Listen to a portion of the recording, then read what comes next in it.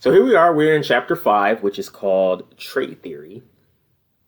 And we started talking about our theories in the previous chapter, Rational Choice Theory. We're going to continue on with examining other theories that may explain criminality. So let's jump right into trait theory, shall we? I want you to ponder these thoughts. Just like I asked you to ponder a few thoughts with Rational Choice Theory. I want you to ponder these thoughts. Are people generally mad? Where does anger come from? And what about rage? Where does that come from? And what about psychopaths versus sociopaths? These are all questions that we're going to examine a bit as we look at trait theory and trying to understand what it is and what does it mean when it comes to someone's cognitive makeup and whether or not that ties to crime and criminality. So trait theory, simply put, is defined as the view that criminality is a product of abnormal biological or psychological traits. So criminality is abnormal, right? It's an abnormal biological or psychological trait. In other words, there's something inherently going on in the person's brain that is causing them to engage in crime. Whereas rational choice theory focused on an offender weighing the pros and the cons, the rewards to the risks, etc., and choosing to commit crime based on those functions. With trait theory, we see crime as an abnormal biological or psychological trait.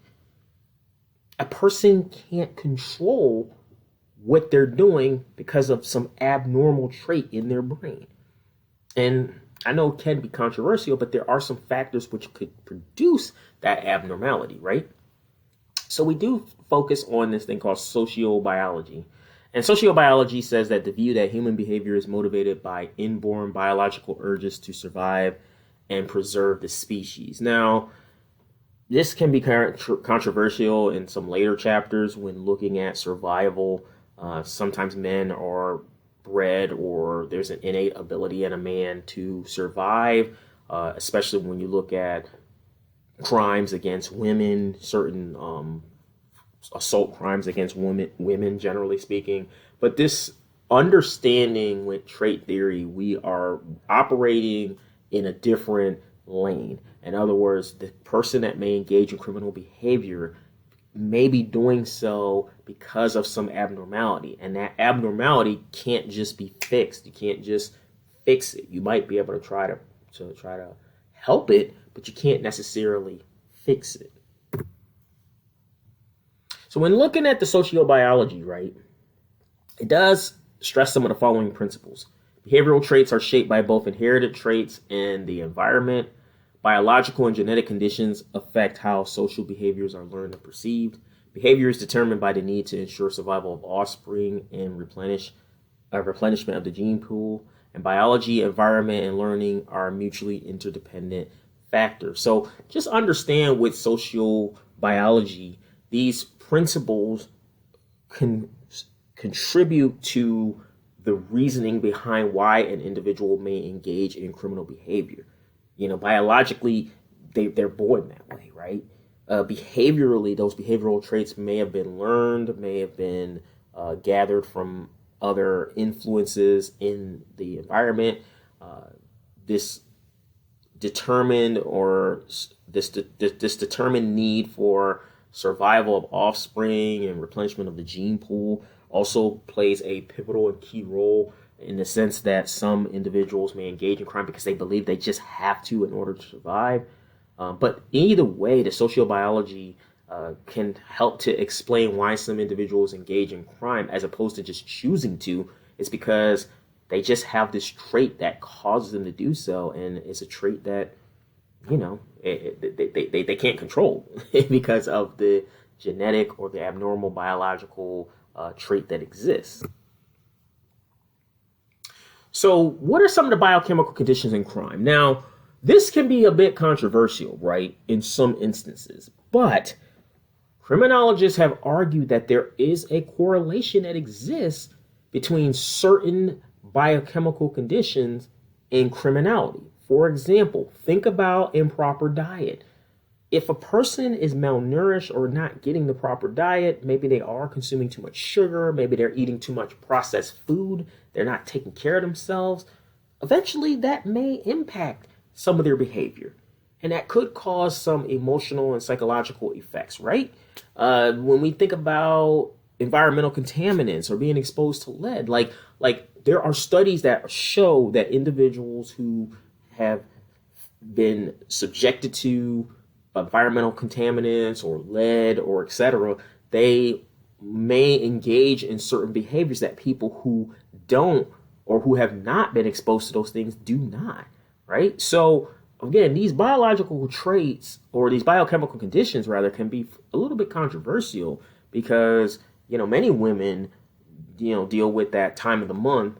They don't have premenstrual syndrome. They're not violent when they are dealing with that, menstrual cycle, but yet there are evidence and there are some scientific studies, criminological studies that show that some women have contributed or attributed rather that time of the month, their cycle, as to a reason for why they've engaged in crime. And again, some of these studies go way back to the 70s, even the 80s, though. There's not more recent studies, but they are out there.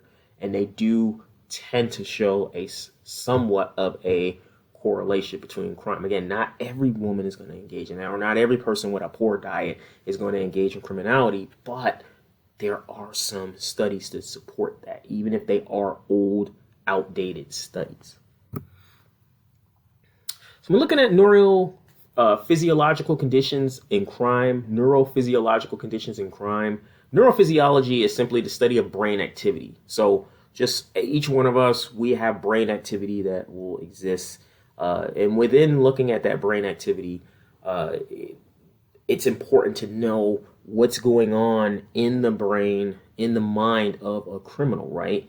So some people who engage in certain behaviors might suffer from either conduct disorder, repetitive behavior, which the rights of others or social norms are violated, or even attention deficit hyperactivity disorder.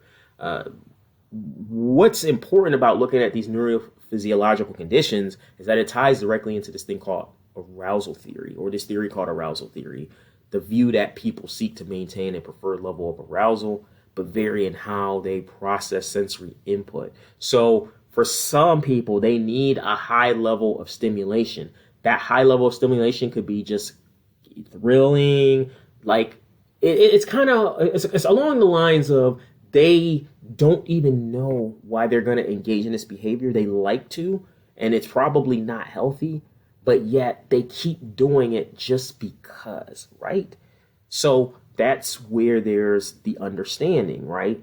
And when looking at arousal theory, how much stimulation are you going to need to be aroused? How much stimulation are you going to need to be thrilled? For some people, because of their brain activity and their brain functioning and their cognitive makeup, the cognitive ability or cognitive deficit, the cognitive surplus or cognitive deficit, they can't explain why they want to engage in certain behaviors just because of that stimulation. So in terms of genetics and crime, the reason why I put this in here, and I've concealed some of the face of these two individuals, but these were two individuals I dealt with. Well, one I dealt with a long time ago. The gentleman on the right, I never had any personal dealings, but the gentleman on the left, I did. And I'm showing you here that the man on the right was charged with possession of MDMA, which is ecstasy, and possession of more than 20 grams of cannabis. This was in Florida. The person on the left was charged with burglary of an occupied dwelling, grand theft, fleeing and attempting to elude police, and possession of a firearm by a convicted felon. The person on the left is the one I had the most dealing with. He's a third. In other words, the person on the right is a junior, and he's a third. Well, what I like to talk about in class, and I bring this up when trying to draw the correlation between genetics and crime, whether it's possible that parental deviance can be passed down to an individual, or can people inherit crime? In other words, is there an inheritability of crime? Essentially, what I'm showing you is that the person on the right is a junior. he went to prison. He got out of prison in 2017. When I checked, I haven't checked recently, but when I checked about maybe 7, 8, 9 months ago, he hadn't gone back to prison. The person on the left is the one I dealt with. He had extensive juvenile history, which graduated to adult history. As you see, he's getting out of prison in a little less than a year. While he's a third and the man on the right is a junior, what you don't see pictured is the man on the right's father, which is the man on the left's grandfather, because he had about a 10-page rap sheet and he had a significant level of criminality. So I love to talk about this as an example, and I'm not going to give you their names, but generally speaking, you have senior with 10-page rap sheet, in and out of jail, in and out of prison, long history. Junior on the right, possession of ecstasy, possession of more than 20 grams of cannabis, he goes to prison. And then third on the left, his son, he's currently in prison. And what I like to tell people, which gets a lot of jaws dropping on the floor, is that right before I left law enforcement, I remember one time I had a warrant out for him. A buddy of mine was locking him up, and he was cussing me out the whole time. Now, my buddy had me on the phone because he was taking him out to the lockup facility, and I was going to go over there and see him. And then, of course, I had court the next day. But he was like, don't talk to my MFN probation officer and F him and all this stuff. And he was just cussing the whole time. I never forget that. And my buddy was just laughing because he was like, hey, you hear this, right, Officer Fields? I was like, yep, I hear it all. I'm documenting it. And I'll see him at the lockup facility. And I will definitely be seeing him in court tomorrow. When I left law enforcement, when I left the sheriff's office almost, 8, 9 years ago, I found out that the person on the left, he also had a son that he named his namesake, and he was going to be blah, blah, blah, the fourth. So you had blah, blah, blah, senior, blah, blah, blah, junior, blah, blah, blah, the third, and blah, blah, blah, the fourth. His son on the left. So right now, as it stands, his son should be, I want to say at that time, his son was like a baby or 1 or 2. So his son should be close to maybe like 9, 10 years old, maybe, give or take. Yeah, it should be close to about 8, 9 years old. What is his son going to be like when his father is in prison, his grandfather has been in prison, and his great-grandfather has a 10-page rap sheet and has been in and out of prison? So I'm telling you all this, that genetics and crime are a real thing, because either you could have parents that are deviant, engaging in crime, and you as a child see it and you start engaging in crime, or you just might inherit criminal traits from your parents, and there's nothing you could do about it. Like, you are kind of in a tough spot right from the jump because you inherited those traits. It's deep, folks. It's really, really deep. And I have other examples of past cases that I can kind of talk about that have this same thing, but this one stands out the most. 4 generations, 3 for sure with criminal activity. What is the 4th generation going to look like in the coming years? So let's look at the psychological trait view, right? The man on the right is Sigmund Freud. If you are a psychology major or you've ever taken a psychology course, you absolutely know about Sigmund Freud. I mean, he is, such an integral piece and figure when it comes to psychology. He came up with these 3 things called the id, the ego, and the superego. So the id focuses on the primitive part of people's mental makeup. It's present at birth. It represents unconscious biological drives for food, sex, and other life-sustaining necessities. So what are your life-sustaining necessities, right? And that's what the id focuses on. Then we have the ego. It's the part of the personality developed in early childhood that helps control the id and keeps actions within the boundaries of social conventions. So we typically see our ego develop in early childhood.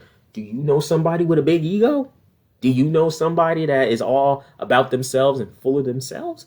Have you dealt with a teacher, supervisor, boss, friend, whoever that had a huge ego? We all have one, right? Good or bad, we all have an ego. And then lastly, we have a superego, the part of the personality representing the conscience formed early in life through moral standards and values of parents, community, and significant others. it judges one's own behavior. What is your behavior like? So while you have an ego, your superego really dictates your behavior, and it takes the value of parents, community, and significant others. So, we have a conscience. We know right from wrong, and we do take and value our parents, and we value peers and people around us. However, if your parents, like the last slide, are engaging in criminal activity, well, what is your superego going to be like? Generally speaking, your own behavior is not going to be positive, right? So Freud came up with this, and it's still revolutionary even today. But that leads us to attachment theory. And when looking at attachment theory, people can form an emotional bond to another person. And that formation of an emotional bond is an important aspect of mental health. The key is you have to develop the right attachment, right? You can't attach yourself and align yourself with people who don't have your same values and morals, right? You can't align yourself or attach yourself with people who are going to engage in criminal activity, because that's also going to lead you to live a life of impulsivity, potentially not being able to concentrate. You're going to kind of go with the flow. And so it's just important to attach yourself with positivity. Attach yourself with classmates who do care about school.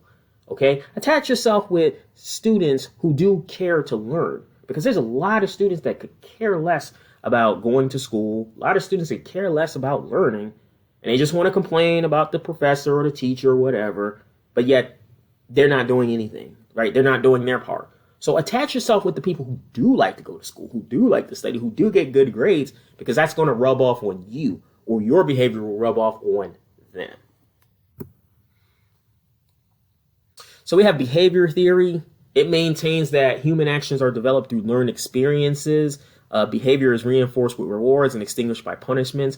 In grade school, especially in elementary school, you get like this thing called PBIS, Positive Behavioral Intervention Services. The PBIS is a nice tool used in elementary school, where if a child is doing great in school and they are following the rules and they are being a good student, they might get a star, they might get a PBIS buck or something like that, and it's an opportunity to reward them for doing the things they should already be doing. However, if they are not doing those things, then they will be punished. And in the course of being punished, yes, some people could argue that's controversial, because a child doesn't want to be punished for bad behavior, but you have to certainly reinforce positivity and rewards, while certainly highlighting punishment. If the child knows, hey, I told you to stop, if you don't stop, you're going to stand in line or you're going to lose your star, they don't want to lose their star, because they want to be able to participate in the positive activities, right? They want to be able to get the gold star, get the free toy, whatever the case may be, whatever the PBIS program has in place. Well, if you have positive behavior, you should be rewarded for positive behavior. And if you have negative behavior, you should be punished for negative behavior, right? Same goes with social learning theory. Now, people learn to be aggressive through life experiences. People learn behaviors much the same way that they learn in other capacities. So they learn because of what they've done, what they've seen on TV, what somebody has taught them. We'll come back to social learning theory when we get to chapter 7, which is social process theory. So our next chapter, chapter 6, is social structure theory, right? But when we come back on our third module, that's when we'll talk about chapter 7, which is social learning theory. We also have cognitive theory. It's defined as how people perceive and mentally represent the world around them and solve problems. So according to this approach, people who use information properly and are better conditioned to make reasoned judgments and can make quick and reasoned decisions when facing emotion-laden events are best able to avoid antisocial behavior and choices. On the other hand, criminal offenders have cognitive deficits. They don't have a cognitive surplus, but they have cognitive deficits, and they use the information incorrectly when they make decisions. So crime is viewed as an appropriate means to satisfy their immediate personal needs, and that takes precedence over the obedience of law. So point blank, when it comes to cognitive theory, how are you equipped to perceive and solve problems around you, right? How do you perceive the world around you? How do you perceive people around you, right? That's cognitive theory, and that's the basis of it. When criminals have cognitive deficits, they don't have a cognitive surplus, they make poor choices, and that's what leads to them engaging in crime and criminality. So we have to consider and we have to focus on intelligence, right? And we have to question, does intelligence play a key role when it comes to criminality? Well, there's two theories that are applicable here. We have nature theory. Intelligence is largely determined genetically. Low intelligence is linked to criminality. And so when there's low intelligence, it's demonstrated by a low IQ, and that's linked to criminal behavior. For some people, they feel like, okay, even though intelligence is determined genetically and low intelligence is linked to criminality, there's this belief that you were born this way, right? Like there's no other way around it. You were born with a high IQ or a low IQ. It's not developed. So if your IQ is what, like 147, 150, something like that high, you are probably more likely to be born with that because somebody in your family or in your genetic makeup or DNA had a high IQ. And so with nature theory, when criminal behavior, the lower your IQ, the more likely you are to engage in criminal behavior. On the other hand, we have what's called the nurture theory. Intelligence is not inherited, but it's largely a product of the environment. So environmental stimulation from parents, relatives, social contacts, schools, peer groups, that impacts the IQ. In fact, the belief is that the low IQ doesn't cause crime, but may result from the same environmental factor. So think about how with nurture theory, we're nurturing you. We're going to take you and we're going to mold you. You're like a piece of clay. I wish I had some clay. We're just going to mold you and form you, and we're going to create you into being one of the most intelligent people that's out there, right? That's the nurture theory. In this case, we're saying that intelligence isn't inherited, but we're also talking about how low IQ does not cause crime, but it results from the same environmental factors. So, for example, a person might have low IQ because they're not going to school. A person may have a low IQ because they're not applying themselves academically. They don't have parents that are pushing them to have a strong academic foundation and background. Like that's where nurture theory comes from. Now, we do want to pause and we want to talk about mental disorders and crime. What are some of the origins for mental illness? And mental illness is a very tough topic to cover because not a lot of people understand mental illness, understand the challenges associated with mental illness. And there's a lot of challenges that exist in a person's life when it comes to mental illness. And if somebody is mentally ill, it's very possible that they can engage in crime due to their mental illness. Well, one of the things that is noteworthy is that with some people, there's a genetic predisposition to being mentally ill, right? In other words, somebody in the family had mental illness and they passed it on to a child or another, maybe somewhere in someone's bloodline, there was mental illness down the road and it's just passed down to a different generation. Traumatic family and upbringing, again, families that are dealing with trauma, families that are not cohesive, families that are, unstable, that's part of a potential origin for mental illness. Brain trauma, you have to protect this brain, right? Your brain is a key organ in your body, and having significant trauma, too many blows to the head, hitting your head on different objects, getting hit in the head, it can be very messy. It can create the onset of mental illness. We know some substances can also trigger mental illness. And then, of course, learning in an abusive home. What's important to know is that mental illness does not necessarily mean like, again, schizophrenia or bipolar. There's other types of mental illness that exist. So there is a link to mental illness or mental disorder rather in crime. And in order to understand the mental disorders, we have to focus on mental illness. But we can't say all people that have mental illness are criminals. That is wrong. I'm telling you, one thing that blows my mind, and I have talked about it at length, is that when it comes to shootings, people will come out the woodwork and say, well, mental illness. And I'm just like, it's not always mental illness, right? It's sometimes, yes, it is mental illness, but it's not always mental illness when it comes to some of these shootings. We just default to it because it's the easiest thing to say in society. But like I said, when it comes to crime, we know that mental disorders do have a direct correlation to criminality, but not always, okay? Not always. So the last thing is I want to talk about the psychopathic and antisocial personality. What this is a combination of traits and an inability to empathize with others, which makes a person prone to deviant behavior and violence. Now, it's important to understand the term sociopath and psychopath. Sociopath is a person with a personality disorder manifesting itself in extreme antisocial attitudes, beliefs, and behavior.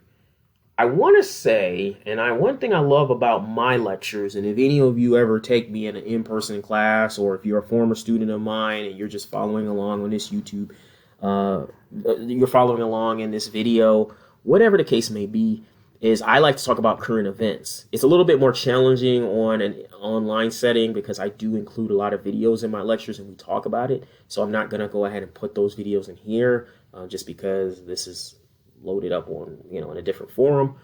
But understand that within the past week or a couple of weeks ago, I believe an individual had a shooting at a woman's reproductive clinic or something along those lines. And I think several people got killed.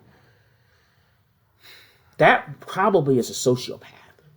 That person probably has an extreme antisocial attitude, belief, or behavior towards certain women's reproductive rights. It's a very controversial topic in this country in general, right? But that would be the example of a sociopath. The psychopath is the one that we have to be the most concerned with, even though you got to be concerned with the sociopath, because that could be just a buddy of yours at church. It could be a friend that you go play golf with. It could be just somebody you just talk to down the street, a neighbor that keeps to themselves, and yet they have extreme antisocial attitudes, beliefs, and behavior against certain, causes, rather. Maybe not even against certain people, but just against certain causes. The psychopath is the person suffering from chronic mental disorder with abnormal or violent social behavior. They don't have a conscience. They don't have a concern regarding the well-being of others. The reason why I say think about serial killers is because the psychopath, they just don't care. They are cold-blooded, cold-hearted. You see right here Norman Bates and how he looks. Just look at his eyes, right? Like it's just, there's something just missing behind the eyes. And they say the eyes are the window to the soul, right? With the psychopath, they have such a violent, abnormal social behavior that they don't even have a conscience. They don't even have a care in the world to who they're harming or who they're killing. It is very, very noteworthy and very dangerous, their behavior. And so the last thing before we wrap up, in conclusion, we do have to look at what social policy and trait theory exists, as well as some future goals. Primary prevention programs will be beneficial because what the primary program does is it seeks to treat personal problems before they manifest as crime. Think about being proactive, right? So before anything happens, we are going to address it head on.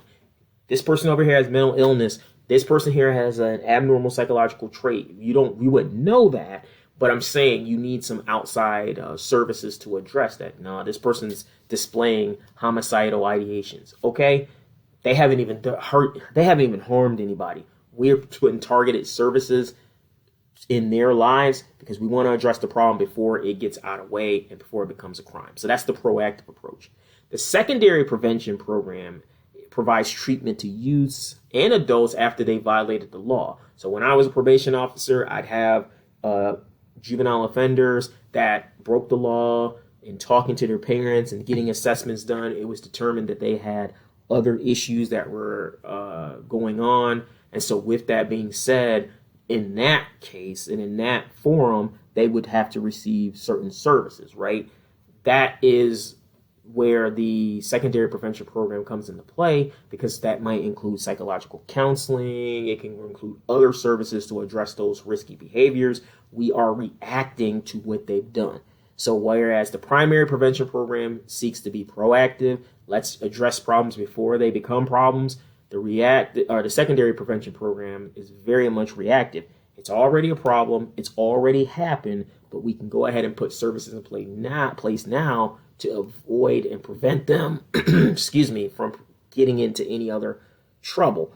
Even though they need psychological counseling and they need mental health training, it's okay. We can provide it now that they're on our radar. The last thing is the tertiary prevention programs.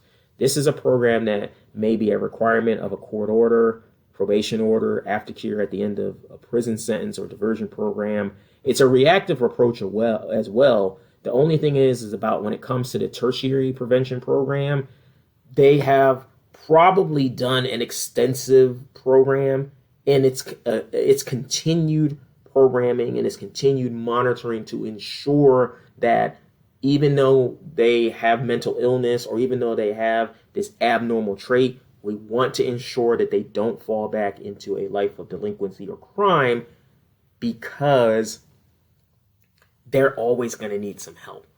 Like, they're never not going to need help. They're always going to need help.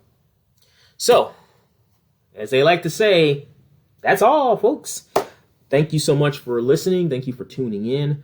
The next chapter that we're going to go to that's going to complete this module is going to be chapter 6, which focuses on social structure theory. So we're going to conclude this second module block of theories with looking at chapter 6, social structure theory. But I want to thank you for tuning in. Again, be sure to like, subscribe, share. If you like what you're hearing, if you want to learn more, remember, I don't just lecture on criminal theories. I lecture on intro. I have homicide. I have victimology, gangs. I have a whole lot of other lectures out there, some of which that are older lectures because of the prior semester, but there will be a lot of new content that'll be coming in future semesters as well. But thank you for tuning in. Be sure to check out the next video, which will conclude this block, which focuses on social structure theory in chapter 6. Thank you for tuning in, and I'll see you next time.